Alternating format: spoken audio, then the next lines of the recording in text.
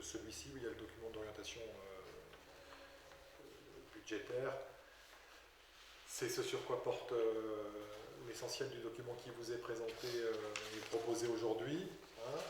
Le fait que eh bien, on continue avec la baisse des dotations avec les dotations de l'État. Pour nous, vous voyez, ça commence à faire des gros chiffres hein, par année, 872 000 euros. Donc,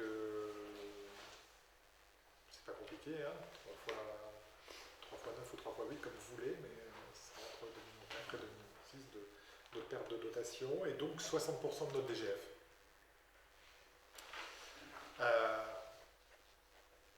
Ce qui est évident, c'est que malgré tout, il y a un dynamisme économique et une certaine attractivité sur le territoire, et que par ailleurs, il n'y a pas que ça, il y a le fait aussi et surtout qu'il y a une gestion saine de la communauté de communes, et donc on est en situation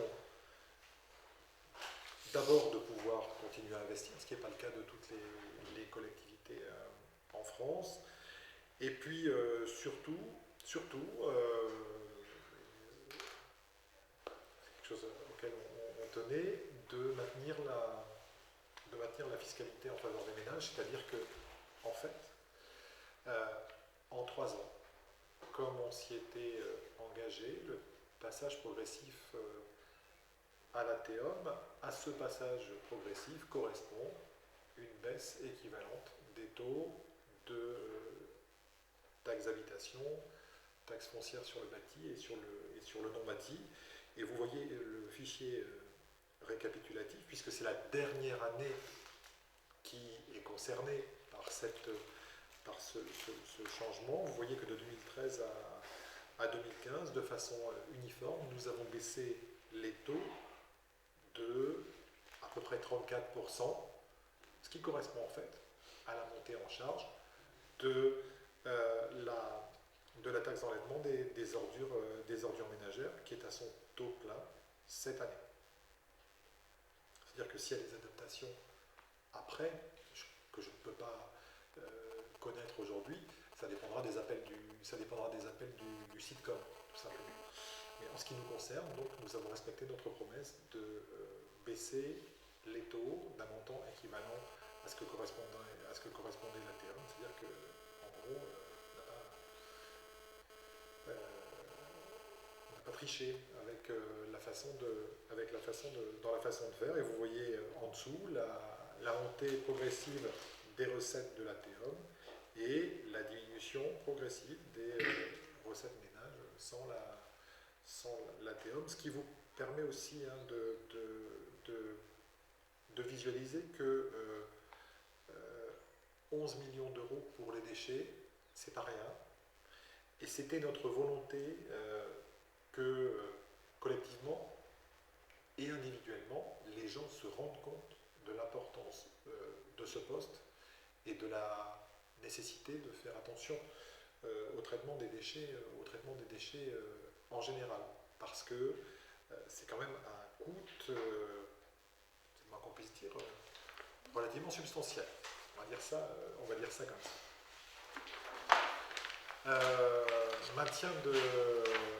Maintien de la fiscalité ménage, mais également maintien de la fiscalité entreprise. Je vous rappelle que nous avons baissé le taux de contribution foncière des entreprises l'année dernière, que quand on se compare à l'ensemble des intercommunalités de plus de 20 000 habitants, nous sommes celle qui est de loin, et la plus attractive en matière de cotisation foncière des entreprises à ce taux. Alors, on avait, conformément à ce que nous avions promis, baissé les taux l'année dernière par rapport au versement transport de l'année d'avant. C'était un engagement qu'on avait pris vis-à-vis des entreprises et que nous avons respecté. Et puis, outre ce maintien des taux, eh bien, il y a d'autres leviers qui ont été utilisés par beaucoup d'intercommunalités et qui concernent les bases minimums de CFE. Nous n'avons pas non plus opéré de transformation de de ces bases minimum, ce qui fait que quand on applique ce que nous pourrions faire, en gros, c'est un renoncement de prélèvement de 500 000 euros sur l'ensemble des entreprises, et singulièrement celles qui sont concernées par les bases mini, donc les moins importantes en taille. Mais il y a un parallélisme des formes dans le traitement des citoyens et des entreprises qui nous semble important. Rappeler quelques éléments aussi pour que les gens puissent bien visualiser ce dont dispose réellement la communauté de communes. Et vous l'avez vu, c'est sur 1 euro. Sur 1 euro de recette fiscale, il y en a 56 centimes qui reviennent à la communauté de communes. Ça veut dire par définition, et si on sait tous compter, qu'il y en a 44 qui sont distribués en matière notamment d'attribution de compensation, et puis pour la péréquation nationale, dans le cadre du Fonds national intercommunal de garantie des ressources, le FNGIR. Donc il nous reste uniquement 55% du produit fiscal que nous utilisons, comme vous le voyez, essentiellement pour soutenir l'économie locale. En 2016, c'est 16 millions d'investissements, ça se retient facilement donc, pour l'activité économique locale. Et donc l'idée, c'est qu'on continue dans nos investissements structurants. Vous vous souvenez que le budget voirie et voie 12 qu'on a voté, c'est 35 millions d'euros, ce qui est là encore une fois pas neutre. Il y a le rôle en matière d'aménagement du territoire, de services, de culture, et c'est un rôle que nous entendons continuer à mettre en œuvre avec différents services que vous avez déclinés sur la page suivante. Le pôle culinaire qui continue vraiment sa montée en charge, hein, et là on atteint 1 150 000 repas produits pour à la fois, bien entendu, les scolaires, entendu au sens large, et puis pour les seniors. La mobilité, alors la mobilité, ben, on a pris les décisions difficiles l'année dernière en suspendant la ligne 4 et le TAD.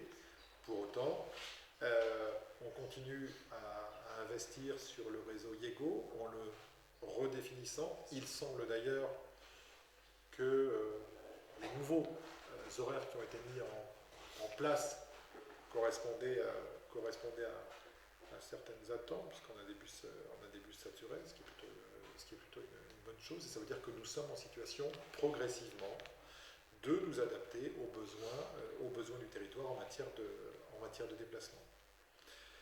Les déchets, on en a parlé, mais vous voyez que les chiffres, dès qu'on parle de déchets, ils sont astronomiques.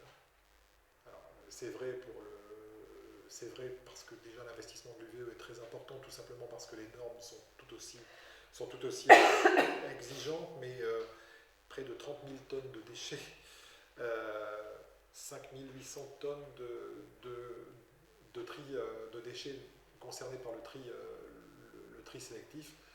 Bien entendu, vous voyez que là, on a un effet territorial.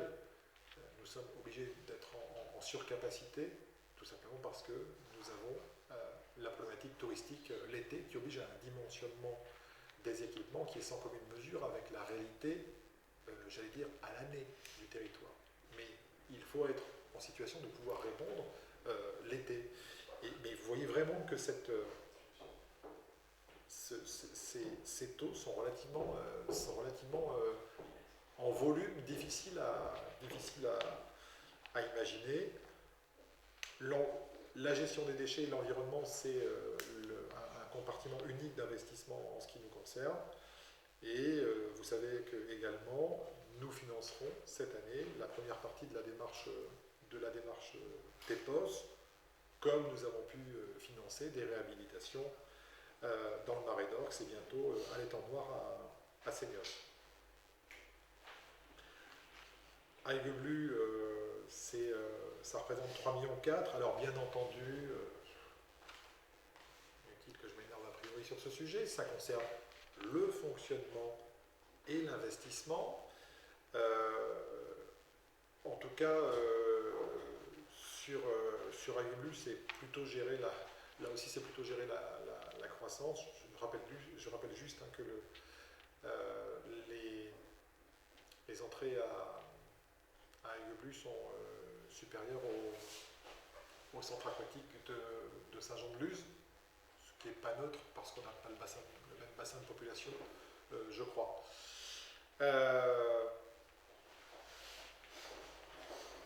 Et puis d'autres actions qui sont tout aussi essentielles.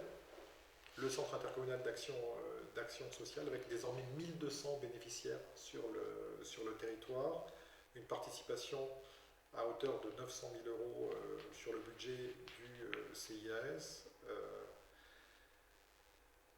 et donc à peu près 160 auxiliaires de vie qui sont concernés. Nous avons, même s'il y a une participation de plus en plus limitée, on va dire, des caisses de retraite en la matière, les besoins, eux, du territoire ne se démontent pas, et il y a aussi un vieillissement continu de ce territoire comme des autres, qui fait que c'est un compartiment.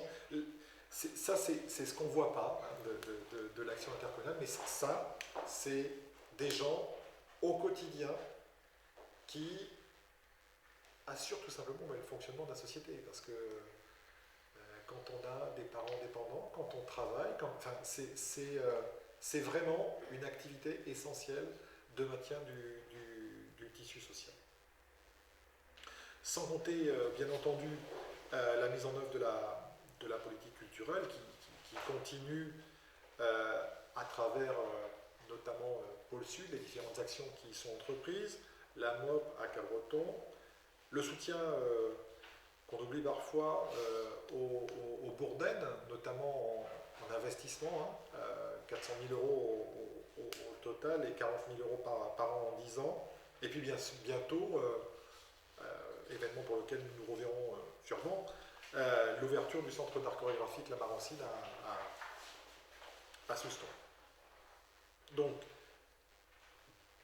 des investissements structurants en matière d'infrastructure qui est notre rôle, des investissements aussi dans les services du quotidien, et puis des efforts dans le fonctionnement, avec des dépenses de fonctionnement qui évoluent d'1%. Si elles évoluent d'1%, ça veut dire tout simplement qu'elles ont été fortement maîtrisées, parce que c'est 2 ou 3 fois plus normalement. Des charges de personnel qui sont également maîtrisées, un taux d'encadrement, un ratio personnel sur charge de fonctionnement de 17%. Alors, on a du mal à se comparer entre EPCI parce qu'on n'exerce pas tous les mêmes compétences, les mêmes périmètres, etc. Ce qui est certain, c'est que normalement, ce taux excède les 20%, 22-23% en moyenne, dans la mesure où on peut, encore une fois, avoir des comparaisons. C'est très compliqué de le faire, mais ce qu'il faut retenir, c'est que, en ce qui nous concerne, notre ratio est inférieur à la moyenne des EPCI comparables. On aura sûrement plus d'éléments pour se comparer dans le temps avec la normalisation progressive des EPCI qui se dessinent dans le cadre de la rationalisation de la carte intercommunale. Et des subventions que l'on valorise à la hauteur de l'inflation d'1%, c'est-à-dire qu'en fait, on ne touche pas à notre politique de subvention dans tous les domaines, essentiellement ceux de la culture et du sport. Et puis, vous le voyez, alors même s'il y a une légère dégradation qui est complètement volontaire pour pouvoir continuer à investir, il n'en demeure pas moins que là, la capacité d'endettement, il y a des ratios relativement simples, c'est l'encours de la dette sur l'épargne brute, et vous voyez la courbe des EPCI qui ont plus de 50 000 habitants comme max, et la courbe de Max, qui montre que même en dégradant légèrement notre endettement en raison de la politique assez ambitieuse d'investissement que nous avons, il n'en demeure pas moins qu'en termes de santé financière, je crois qu'il y a beaucoup de PCI qui souhaiteraient être au même niveau que le nôtre. Voilà. Ça, c'est le document d'orientation budgétaire, avec les éléments essentiels, c'est le maintien de la fiscalité, c'est-à-dire qu'il n'y aura pas d'augmentation des taux de fiscalité, et puis un investissement à un niveau important, aussi bien pour les infrastructures que pour les services, mais singulièrement sur les infrastructures cette année. Et puis il y a quelques petits éléments annexes. On donne un avis sur le schéma départemental de coopération intercommunale, parce qu'il faut le faire. Nous sommes concernés très à la marge, puisque vous le savez, Max ne change pas de périmètre. C'est quand même important de le signaler. On intégrera certains syndicats à terme, mais ce n'est pas un vrai problème. Et puis des éléments très factuels qui sont déportés à connaissance, comme le rapport sur l'égalité entre les hommes et les femmes au sein de la communauté, pour lesquels on se distingue quand même d'autres institutions publiques, avec les ratios de distribution entre hommes et femmes qui sont relativement équilibrés dans notre communauté, essentiellement dans les postes de direction, alors que ce n'est pas exactement le cas partout. Donc je laisse aux uns et aux autres le soin de dire si c'est une bonne ou une mauvaise chose. En tout cas, je pense que c'est plutôt une bonne chose qu'on puisse avoir une reconnaissance des compétences indépendamment de la façon dont on est, que ce soit pour ce qui concerne les hommes et les femmes, mais que ce soit pour tout le monde en général.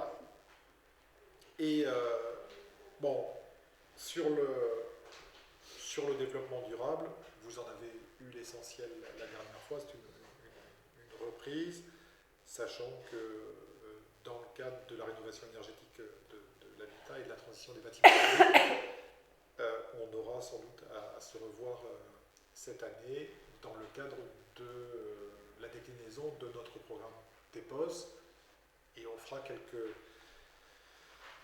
petites interventions spécifiques cette année sur ce terme, et j'espère aussi que, outre ces événements, on aura un premier bilan de la production locale et partagée d'énergie renouvelable, parce que c'est un dossier qu'on a pris à bras-le-corps, et que pour moi c'est un enjeu essentiel d'avenir pour les collectivités, certes, mais pour l'organisation sociale en général, parce que l'autonomie énergétique, c'est un enjeu de demain, pas parce que le pétrole est à bas coût en 2 mois aussi, pendant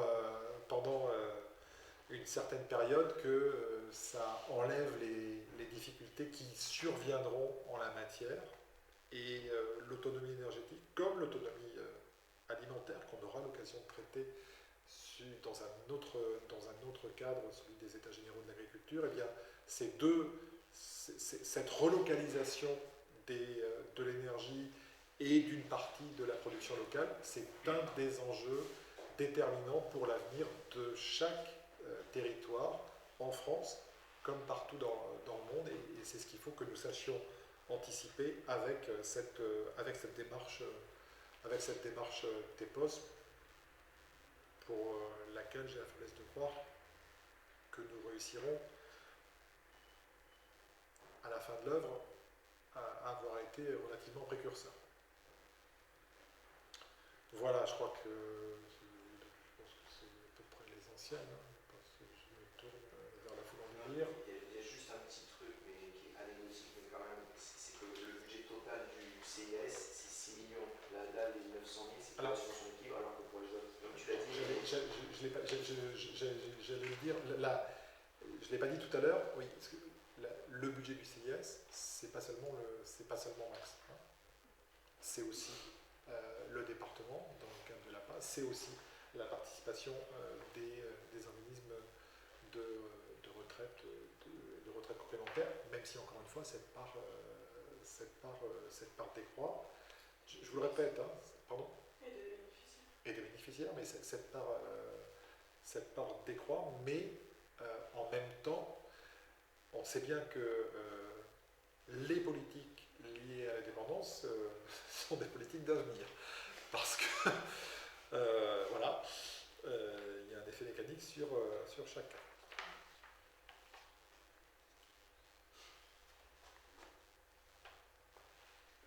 Question par rapport, oui, justement, Max ne bouge pas, alors que dans d'autres endroits ça va bouger, dans les communautés de communes. Je dirais par rapport aux seniors, où ça, il y a beaucoup de bruit, est-ce qu'il ne peut pas y avoir à un moment donné, si le senior a des gros soucis, une répercussion sur ça? Alors, puisqu'à un moment donné, on a parlé d'absorption. on a, non, je ne sais pas de quoi on parle ailleurs de la communauté de communes, ça, je veux dire, qu'il y ait des remous structurels aux seniors concerne avant tout les élus du senior. En revanche, ce dont il faut se souvenir, c'est qu'on vote. Là, on donne notre avis sur un schéma départemental de coopération intercommunale et en aucune façon, ce schéma ne prévoit actuellement de fusion de max avec d'autres EPCI. La seule chose qui est ouverte, c'est que Madame le Préfet nous dit que à terme, alors à quel terme, ça c'est une autre question, il faudra peut-être encore évoluer. Mais comme on a évolué ailleurs, mais en tout cas, ce qui est sûr et ce qui est certain, c'est que là, le schéma sur lequel on vote et qui va s'appliquer ne concerne absolument pas Max et le senior. C'est pas parce qu'une collectivité a une difficulté d'un seul coup il faut se raccrocher à quelqu'un absolument.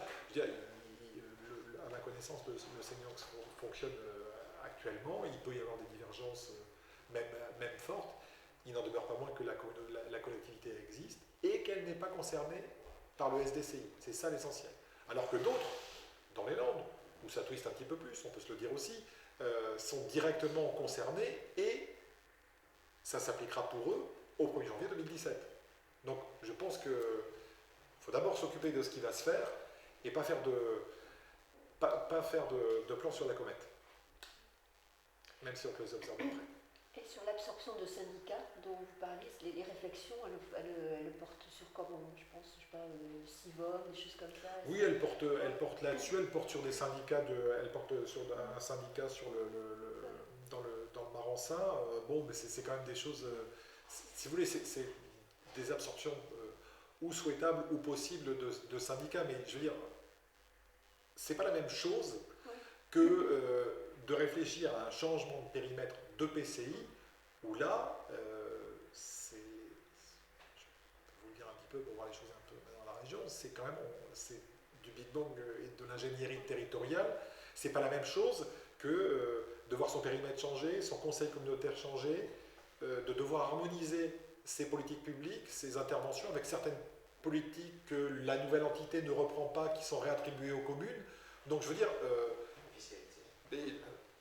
l'harmonisation des taux de fiscalité, c'est toujours un grand moment, des attributions de compensation. Bon, ce que je veux dire par là, c'est que là, en ce qui nous concerne, on n'est pas dans une période de redéfinition comme peuvent l'être, mais du fait de la loi, hein, pas par plaisir, comme peuvent l'être du fait de la loi et de la volonté préfectorale certaines zones d'intercommunalité.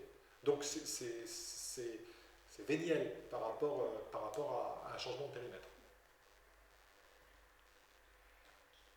Sur le recours à l'emprunt, il est de quel ordre?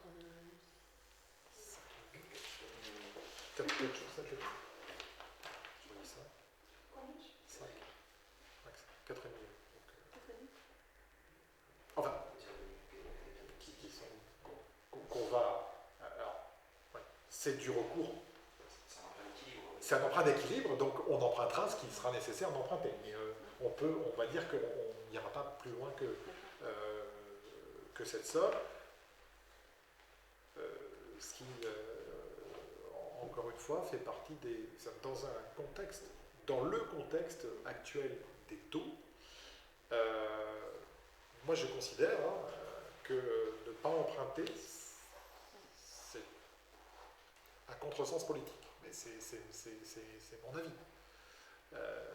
Je veux dire, emprunter, ça ne veut pas forcément dire s'appauvrir, loin de là. De temps à autre, et dans la période actuelle, l'emprunt est une opportunité qu'il faut savoir saisir. Parce qu'on est à des taux historiquement bas, parce que par ailleurs, nous pouvons avoir certaines aides particulières sur certains emprunts, et que ça serait pour moi, à titre individuel, une faute politique de ne pas le saisir. Voilà.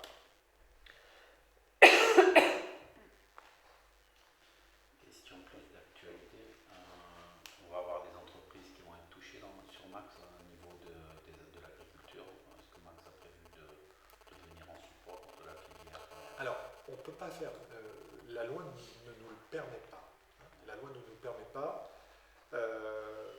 J'ai été, bien entendu, alerté par la filière, singulièrement par une autre conseillère régionale, Marine Mayris, qui est très au courant, parce qu'elle est elle-même productrice des difficultés de la filière en général, des petits producteurs en particulier. Pour l'instant, il n'y a pas de demande particulière qui nous soit remontée. C'est évident que moi, c'est quelque chose qui m'inquiète, parce que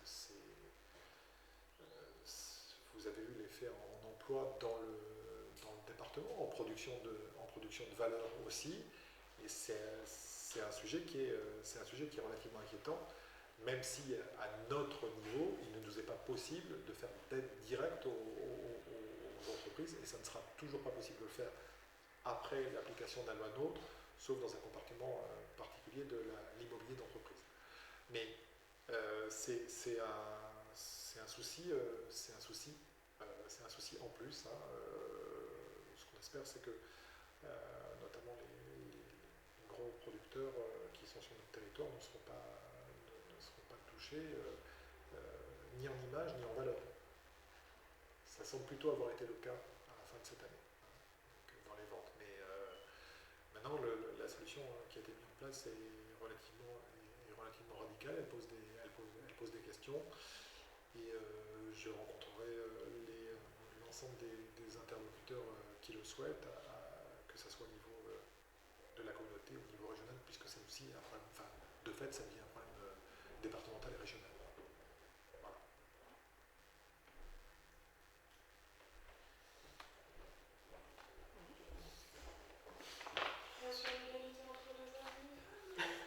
On attend votre avis. Je constate que c'est bien. 2 égalité, Ouais. Après les salaires, je ne sais pas, je ne sais pas si on peut demander. Nous ne demandons pas les feuilles de paie sur la table. Sur les chefs de service, il y a une majorité de femmes, donc des exemplaires. Combien de salariés d'ailleurs, Max? 150. 150. Alors, Max et le CIS, donc c'est pas pareil. Hein, parce que dans les 150, il y a les administratifs, mais je veux dire, on a 160 auxiliaires de vie sur le terrain. Voilà. Mais l'effectif, c'est 150, avec une difficulté à se projeter en fonction des prises de compétences à venir et de voir des effets. Mais de toute façon, notre perspective, et ça se verra encore dans le cadre de la mise en place du service du pays lié au plan local d'urbanisme intercommunal, avec des volontés de mutualisation avec nos communes, autant que faire se peut. L'idée c'est aussi ça. Je crois que et c'est là aussi où les communautés sont attendues. Alors voilà, bon, après on peut se rouler par terre en disant que la baisse des dotations est insupportable et que c'est la fin du monde. Maintenant, il y a un État, 57% de dépenses publiques en France, il y a un état de nécessité de remboursement de la dette publique, et même si c'est un peu, je pense que les marches sont un peu hautes pour les collectivités, il est difficile de s'en affranchir, et que je pense que toute tendance politique confondue, plutôt le sens que ça prend, en général. Donc c'est à nous de mieux fonctionner collectivement. C'est ce qu'on essaie de faire au quotidien. Mon souci, c'était surtout de pouvoir continuer à faire des investissements structurants sur le territoire. Ça, c'est l'essentiel dans un territoire dynamique, parce que si on ne fait pas ça, il faut faire autre chose. Pour la prise de compétences tourisme, il y a une échéance ou 1er janvier 2017. Et là, il y a un groupe de travail qui planche dessus, avec Pierre Froustet qui est un peu en surplomb en raison de son rôle de vice-président à l'économie, au tourisme et à l'emploi. Et puis un rôle dédié à Xavier Gaudieu et à Francis Belvédère pour réfléchir avec des vues complémentaires à ce que pourrait être notre future organisation. Mais nous sommes tenus par les délais légaux, de la même façon que en ce qui concerne la compétence économique, pour laquelle on est en dialogue avec le conseil départemental et régional pour les adaptations à faire dans le cadre de la loi NOTRe. Donc, a priori, pas de chômage technique à prévoir normalement dans les semaines à venir, ni dans les mois, ni dans les années. Donc, voilà. Bon, je pense qu'ils ne sont pas inquiets pour ça.